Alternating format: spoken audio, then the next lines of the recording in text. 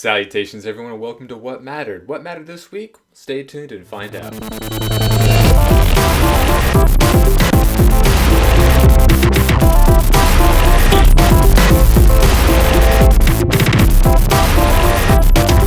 Disney and Netflix have announced a new partnership that allows Netflix to be the sole provider for many Disney IPs, including the Star Wars Clone Wars, and this is going to be the first of many new content from the Disney company that will be exclusively partnered to Netflix, as well as Netflix original TV shows such as like Daredevil and Iron Fist and many of the other lower tier, I would say, Marvel characters to get their own shows that will be exclusive to the channel, as well as it's shown much success in the past. That original programming can bring in a lot more new viewers to their program, as well as a lot of hype and attention. Just look at House of Cards, Orange is the New Black, and I'm sure many more to come. The two companies also announced that starting in 2016, Netflix will be the exclusive provider for first window Disney films, including Lucasfilm properties, Marvel, and Pixar, as well as Disney itself.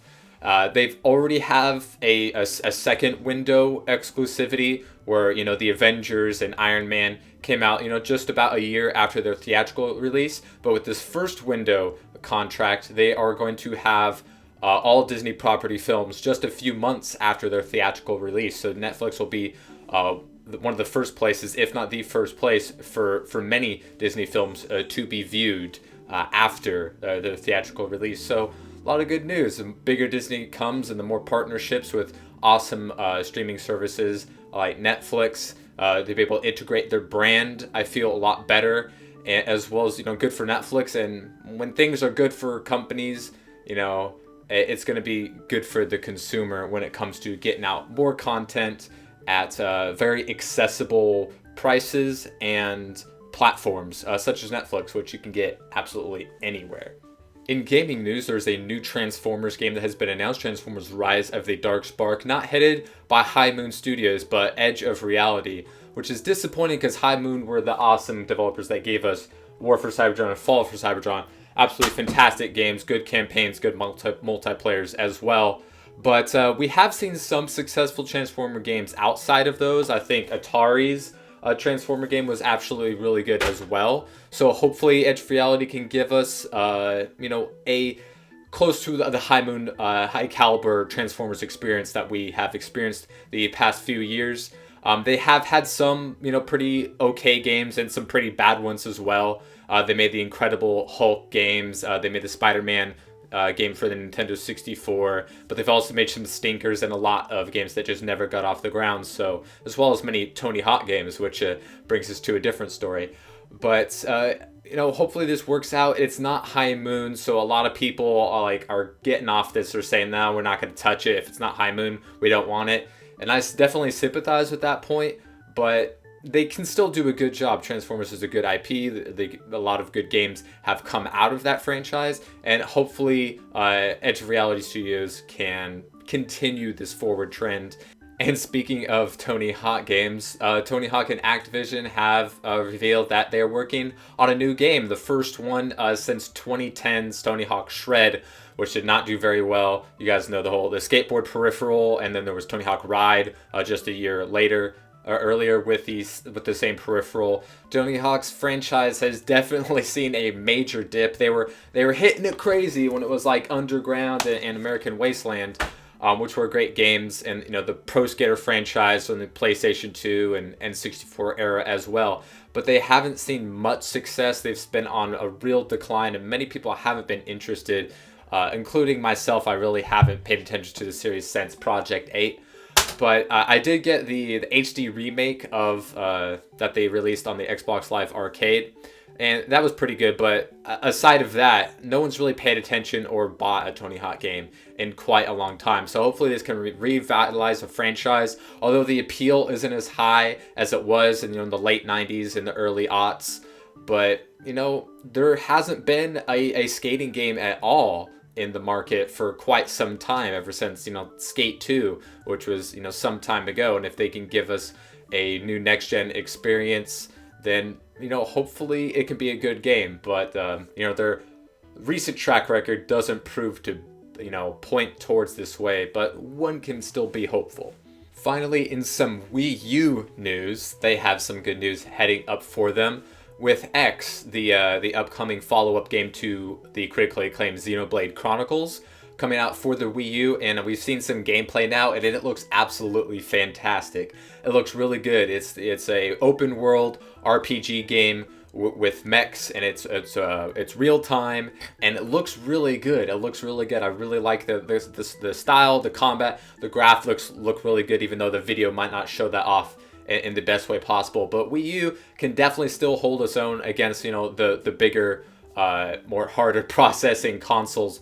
But the Wii U still has graphics capable of being much better than the 360 or the PlayStation 3, which everyone thought was great. But now that the Xbox One and PlayStation 4 is out, Nintendo has never been one to, or at least in the past couple generations, hasn't been one to lead the graphics category. But when it comes to gameplay, they still seem to be able to crank out a lot of really great games, and X seems to be another really great game coming out of Nintendo. So hopefully it works out for them. Hopefully it can get a international release date, because there's really no word on that yet. They have to test the waters in Japan for some of these games, but with how great Xenoblade games have done in the States, and you can take a look at that with just how expensive a Xenoblade Chronicles copy is on the Wii right now. You can only get that puppy even used at best for like $40-50. So there's still a lot of hype around this genre, and as well as this franchise. And this new game looks really good. It would have made my top 10 most anticipated games of 2014, but there wasn't enough information on it yet. But now that I've seen it, it looks absolutely awesome, and really makes me wish I had a Wii U. And in other games that make you wish you had a Wii U news, Super Smash Bros. For the Wii U, that is going to come out sometime this year. They haven't told us when, but also coming out on the 3DS. Has another new character. I mentioned previously that Little Mac was added to the fighting roster, but now we have the return of Diddy Kong, who first made his appearance in Super Smash Bros. Brawl. He was a terrible character, I'm not gonna lie. I don't see how anyone can really defend how bad of a character he was in Brawl. Hopefully they revamp him to make him a little more useful. I'm not saying that he has to be amazing or overpowered or a super competitive player, but make him at least better than his Brawl iteration was. More importantly, hopefully we get more fighting roster news, and we can finally get Meta Knight, because that's what everyone wants, right? The Fantastic Four casting rumors can finally be put to rest, because they're all true. Miles Teller will be Reed Richards, Kate Mara will be Sue Storm, Michael B. Jordan will be the Human Torch, and Jamie Bell will be the Thing. Still no word on Doctor Doom. Let's hope they cast a man, just cause putting that out there. He is most likely going to be the villain.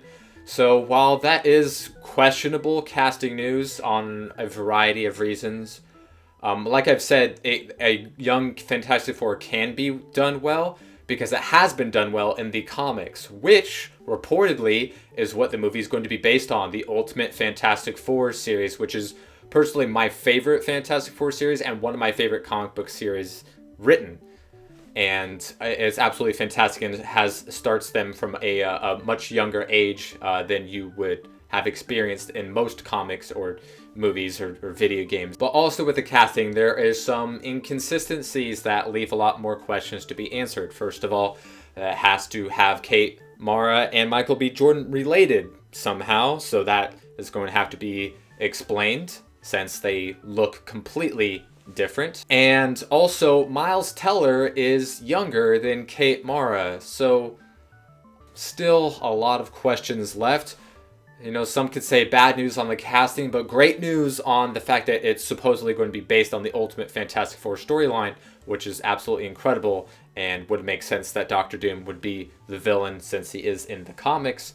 But there's a lot of different ways they can go. They could also go with Namor, and a couple other things within the Ultimate Fantastic Four storyline that they could make some altercations to. But overall, we're still on a wait-and-see approach on this. Hey, did you guys like the Lego movie? So did I. I thought it was pretty good. They're making another one, of course, because, you know, after 3 straight weeks of leading the box office, or presumably, I don't think Pompeii is going to make the box office explode anytime soon. And if you've ever been to a department store or a toy store since the movie came out, you would know those aisles are barren. No joke. Try going to one. It's a wasteland.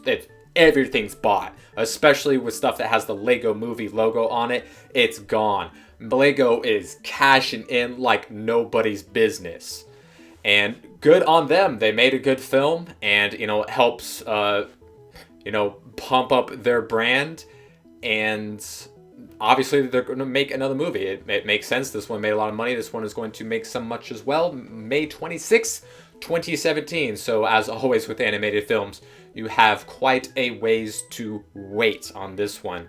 But no surprises there. Money talks and money walks. And in other movie news, one that is hard to believe on the onset, and I wouldn't be surprised if this was dispelled down the road. Space Jam 2. Yep. 20 years after the original, with Michael Jordan and Bugs Bunny, and, you know, Bill Murray as well. He's a hero. It's getting a sequel, reportedly with LeBron James, which is, you know, not hard to figure out. He's the most, you know, he's the poster child of the NBA now, much as Michael Jordan was back then. Granted, I'm a 90s kid and I like Space Jam a lot. We all know it was a terrible movie. Now we know it's a bad movie, but we still like it because of, you know, what it was, you know, how huge it was. It was a big hit in the box office. R. Kelly made a lot of money off of it, and I would say it helped boost Jordan's career. At least not as much Shazam did for Shaq, am I right? That was a bad movie too, but 90s movies nonetheless did not make a lot of great choices. So hopefully, I don't even know what to think about this. Let me know what you guys think. That's your question of the day. What do you think about Space Jam 2? Leave it in the comments below.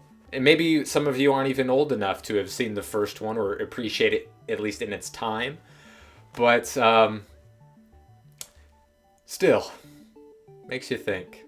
Anyways, that's all I have for you guys today. Hope you enjoyed, and I will see you next time.